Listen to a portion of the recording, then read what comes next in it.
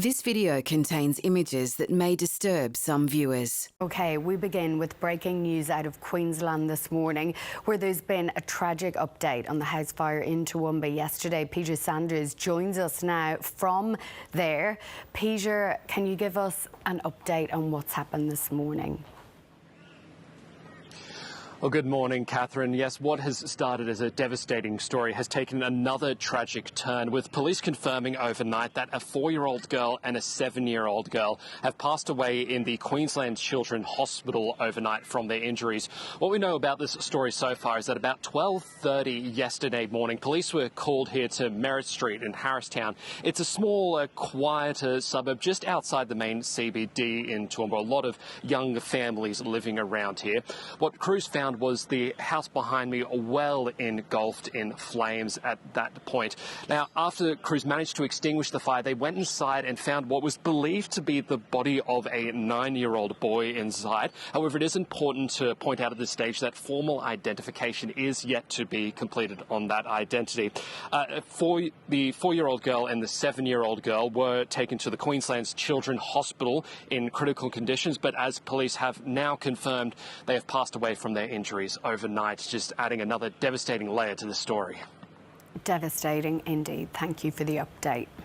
Yeah, that is tragic. Well, we're going to take you to some other news now, and the ABC is projecting that Greens leader Adam Bandt has lost his seat of Melbourne as the Prime Minister Anthony Albanese prepares to announce his new cabinet after Labor's big election win. Our political reporter Nicole Hegarty joins us from Parliament House. G'day, Nicole. What should we expect to happen today? Hi, James. Well, yes, we've seen the ABC projecting that Adam Bandt has lost his seat of Melbourne. He's held this seat since 2010, but this election encountered a 4.4% drop in his primary vote at the same time as Labor saw an almost 6% rise in primary vote support.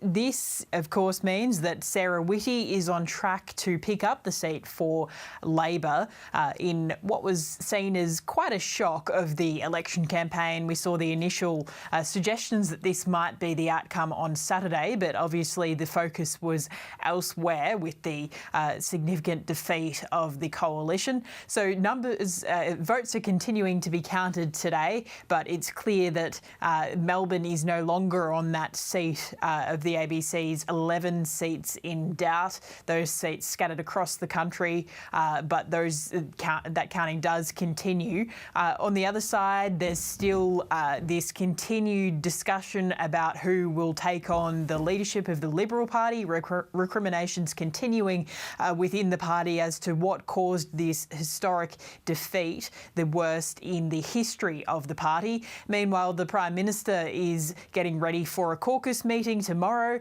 and then swearing in of his new cabinet come Tuesday, James. All right, Nicole, thank you for that. Well, to more news now, and Pakistan says the death toll from Indian airstrikes and artillery fire has increased to 31. The Indian Army says at least 15 civilians have been killed by Pakistani shelling on its side of the contested border in Kashmir. India says the strikes are in response to a deadly militant attack last month, to which Pakistan has denied any links. A doctor who treated accused triple murderer Erin Patterson after a deadly mushroom lunch was surprised Miss Patterson discharged herself against medical advice when he told her she'd been exposed to a potentially deadly toxin. Dr. Chris Webster also told the court she was reluctant to get her children out of school and to hospital for fear they'd be frightened. Miss Patterson has pleaded not guilty and says it was a terrible accident. Scientists are urging communities to get the flu vaccine as Australia reports over 71,000 flu cases this year. The Royal Australian College of GPs says low vaccination rates across the nation should be ringing alarm bells. A Sydney government employee has allegedly spent almost $50,000 of public funds for personal holidays. The AFP alleges she used the money to pay for multiple international flights and accommodation across 4 overseas trips. She was granted conditional bail and will reappear in July. Nagi Maehashi, the founder of popular food blog RecipeTin Eats, has bested fellow cookbook author Brooke Bellamy in a major book prize last night.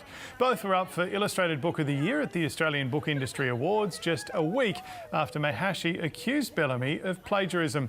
Bellamy has denied those allegations.